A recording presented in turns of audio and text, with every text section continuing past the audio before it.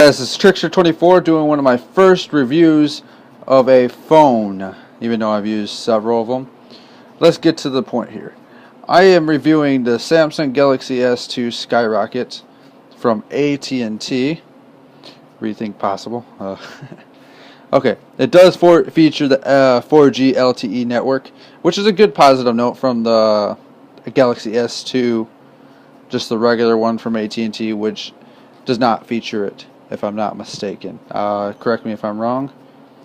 But let's go over here to the phone. It features a 4.5-inch Super AMOLED screen. As you can tell, this thing has just such a amazing screen. I don't want to be like beautiful, you know what I mean? But it does feature the AMOLED. It is very, very responsive. I don't know if my video is going to show it as well, because I am using an iPad 2 to film this. But yeah, like the clarity, you cannot beat that. Samsung has the best screen out there.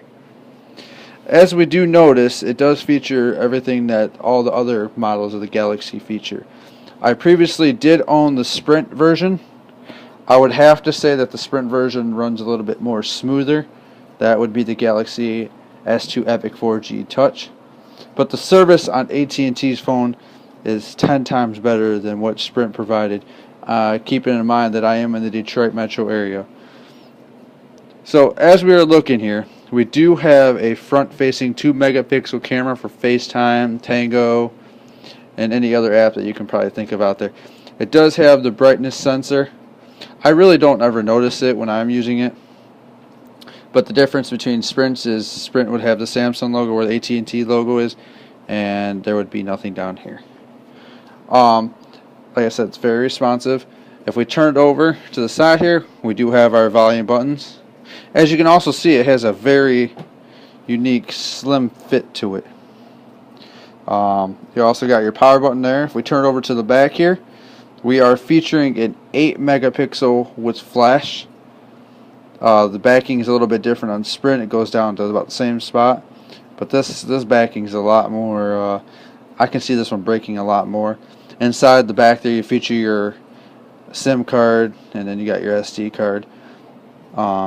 I'm only holding it on this so I don't scratch it up because I am very careful. Yeah, it's plugged in, but it's fully charged. We can go ahead and unplug it.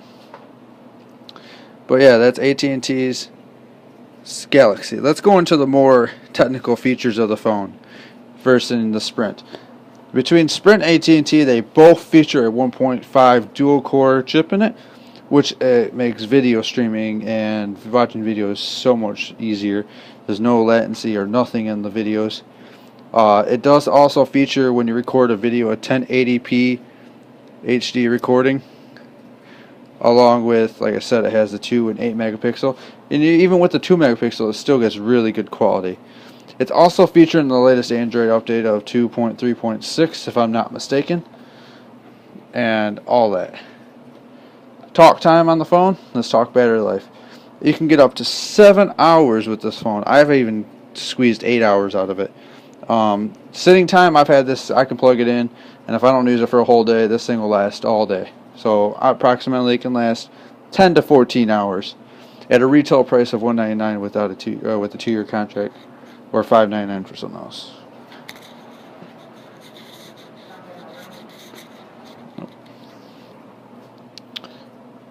Back to what I was doing here. Retail price of $199. This phone retails for $599. Sprint's is $500 retail if you wanted to buy it up front like I did with Sprint. This one I just got a pretty good deal through the AT&T provider. They convinced me to come over and gave it to me for $80. Yeah. But basically, let's go into the feature phone here. I'm going to show you how pretty fast the browser is running on this. As you can see, it's loading Yahoo like a snap. And yeah, it tells us about our features here. But yeah, like as you can tell, it moves so smoothly. There's no hesitant latency or all that. You got your pinch to zoom. I have to go to a better site for it, but let's type in a common site that a lot of people go to. I can do our standard Google. And you can see how fast it loaded. And then, like I said, pinch to zoom is just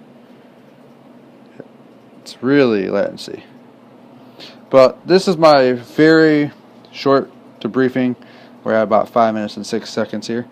So I'm going to sum it up. If you guys have any questions, feel free to ask. Again, this is the analysis of the Samsung Galaxy S2 Skyrocket.